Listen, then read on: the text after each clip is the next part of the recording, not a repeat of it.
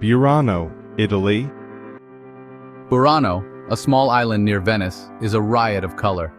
Famous for its brightly painted houses, Burano looks like a scene straight out of a fairy tale.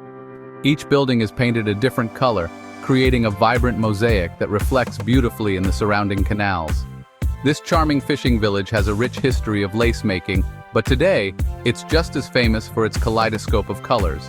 Walking through Burano feels like strolling through an artist's palette. The tradition of painting houses in bright colors dates back centuries, with each hue chosen by the homeowners themselves. The result is a harmonious yet eclectic blend of colors that delight the senses at every turn. Burano's lively atmosphere, coupled with its charming canals and quaint bridges, make it a photographer's paradise.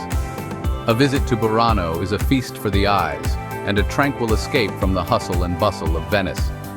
Whether you're admiring the reflections in the canals or exploring the narrow streets, Burano's colorful charm is bound to leave a lasting impression.